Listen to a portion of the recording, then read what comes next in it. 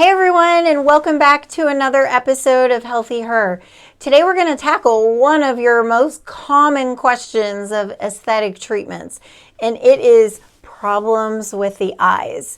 And we have our aesthetic director in our practice, nurse practitioner Samantha Bauman here, and we're going to tell you all the things to make beautiful, sparkling, young-looking eyes. Let's talk about it.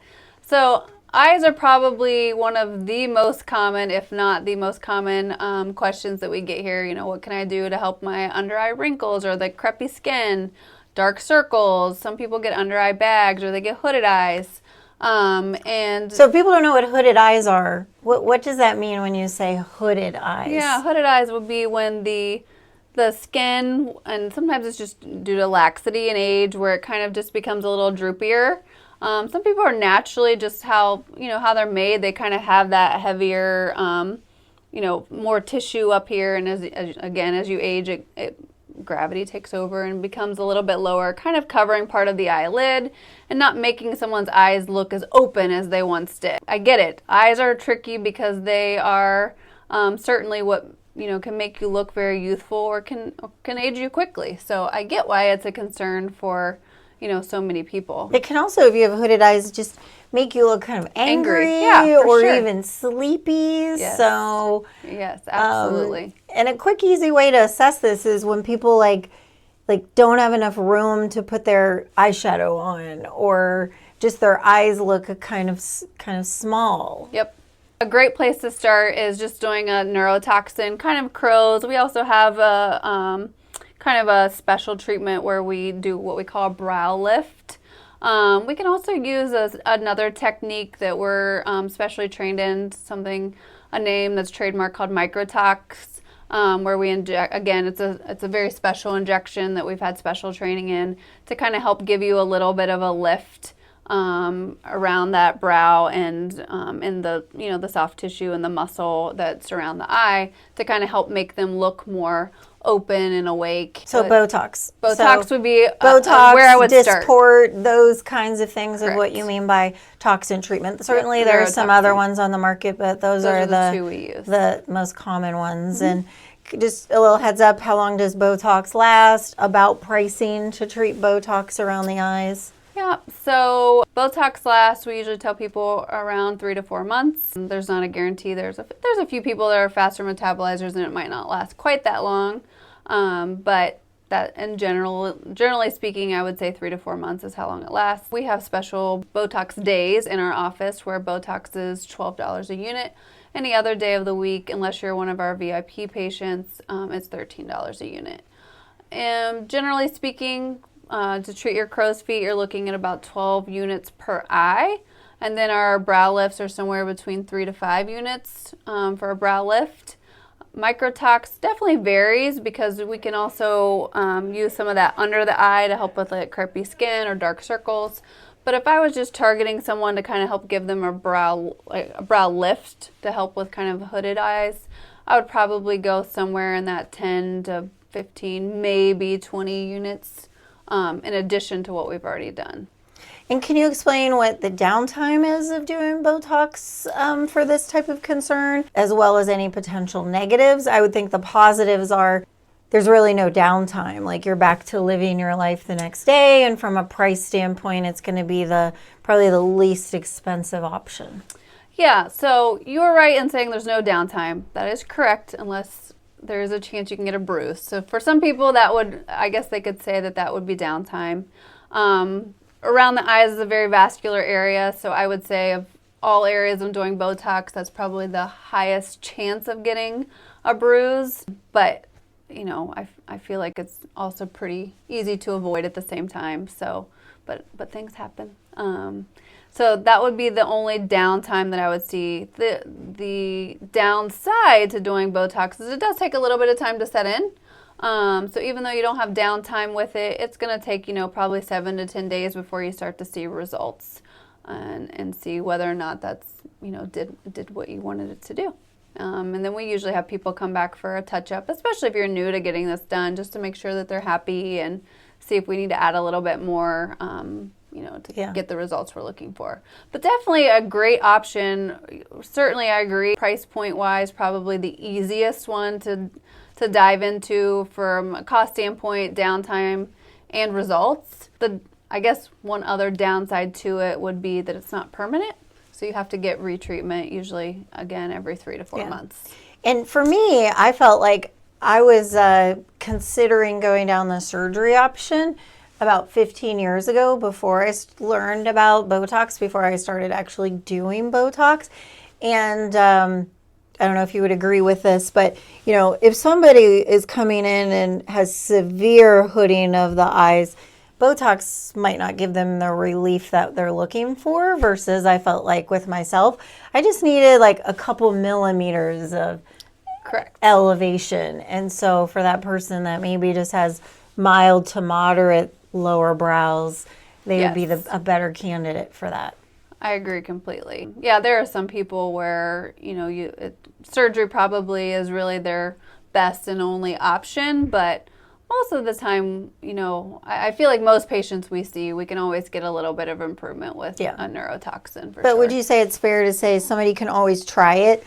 Like, there's no downsides of trying it and seeing if you're satisfied with the results that you can get from I would agree with that. The only thing you have to be careful with is making sure that you have a good conversation with whoever's doing your injections, because if they talk you into doing your frontalis, which is a very common area to treat, it can actually make the hooding worse. So you do have to make sure that, if that's a big concern of yours, that you need to have a, open and honest conversation with whoever's doing your injections, because... Yeah, because it's kind of like you can't have it both. Like, right. Maybe you can explain like why you can't have it both, of how toxin works and what this muscle does, and so kind how of explain the simple the way physiology. that I explain to people is think of these muscles as an elevator. So whenever you put Botox in this glabella and muscle here and in your crow's feet, it kind of acts as an elevator and raises up and kind of gives you that lift, that eye opening. Kind of, it'll even help if when you treat these 11s, and like I said, the glabella or the procerus, it usually helps open up a little bit more in the medial eye, and then crow's and a brow lift's going to help a little bit more in the lateral. So the opposite happens whenever you treat this frontalis, which a lot of people like because they don't want all those static lines on their forehead, and I get it. I'm there with you.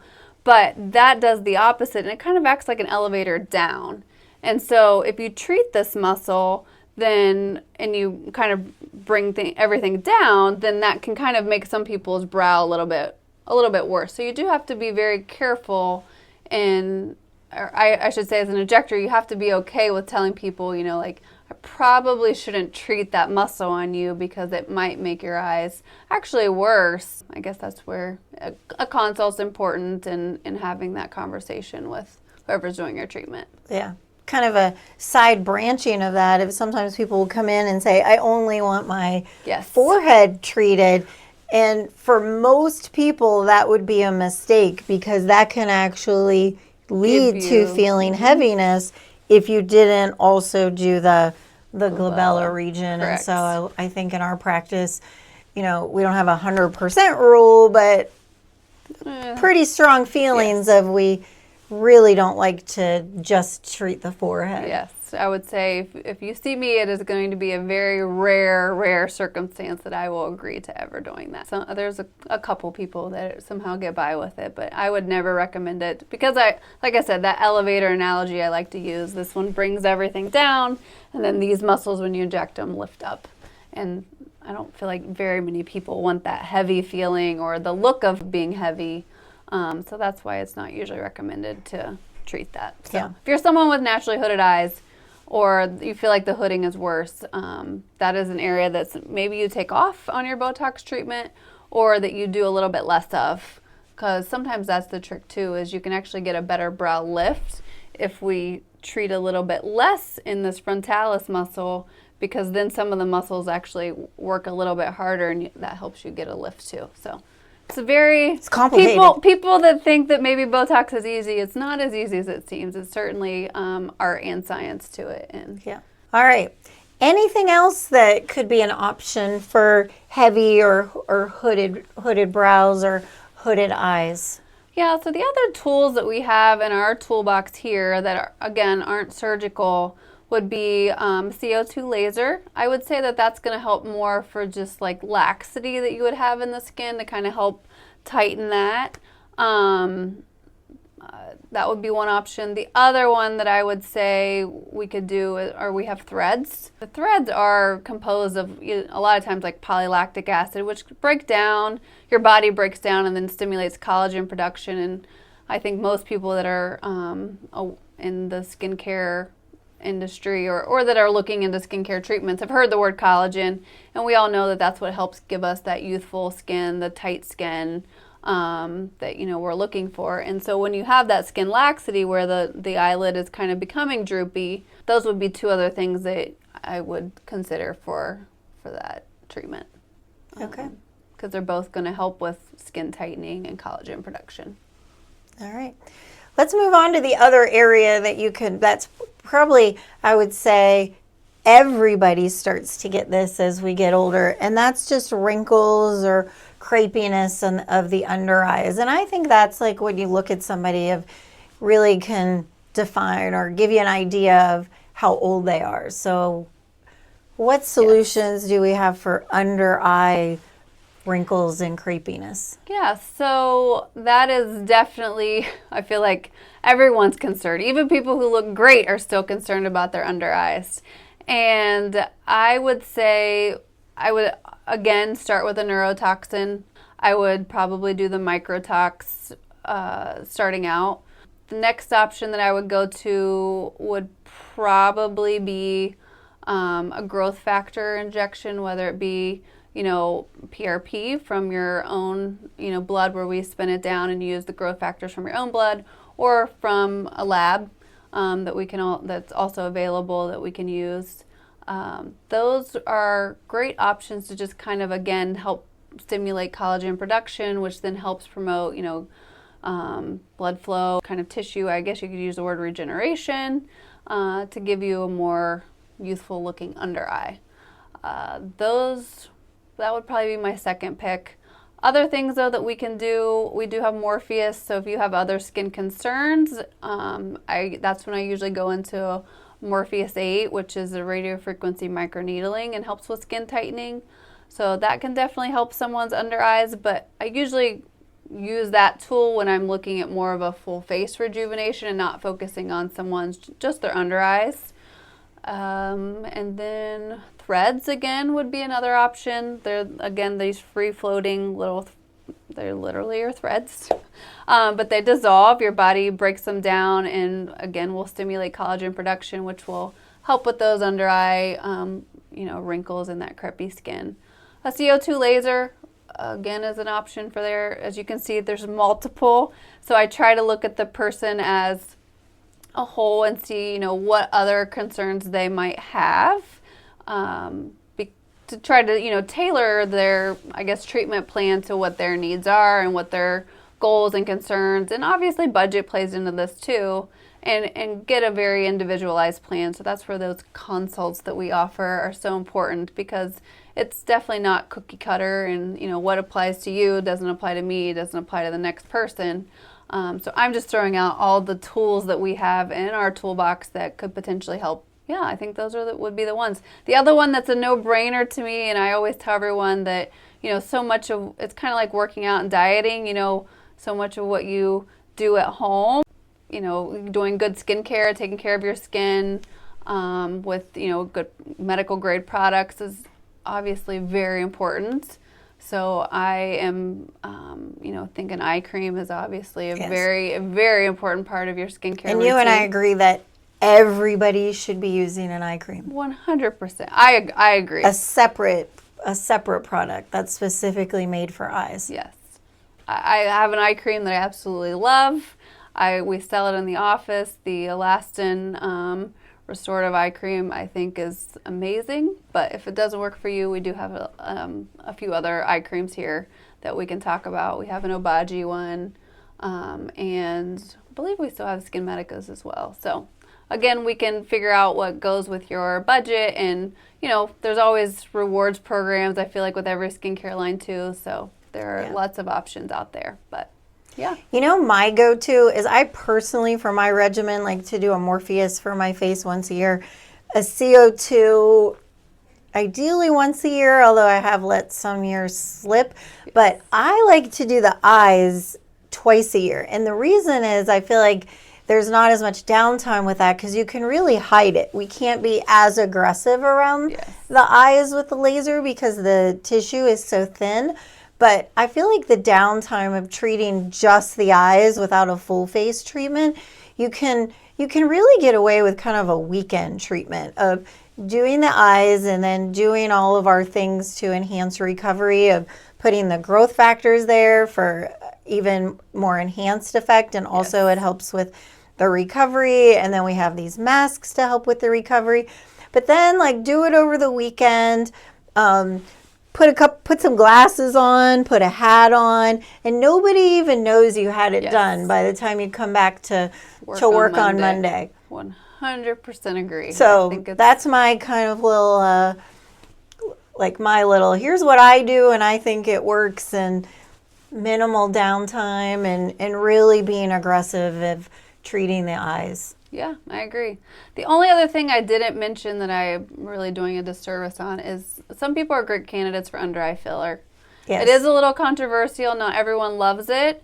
I still think that it's a great tool in the toolbox for the right person. And I think that that's the important part, is knowing, who's going to get a good result, who's going to be a good candidate. Yes, and you really have to go to an experienced injector for that, because out of all the areas, that's the trickiest one. It's the Goldilocks. Like, you can't get too much, and you don't want not enough. So finding that sweet spot is really important to go to the right injector. Yeah, but it can make a huge difference. I mean, if you're a good candidate for it. And one other thing I just wanted to address is, if somebody comes in and is like, well, I only have $100 and I need to fix my eyes. What are your thoughts on creams, whether you get it at our office or elsewhere, of if you're just going to use a topical product, what kind of results can you expect?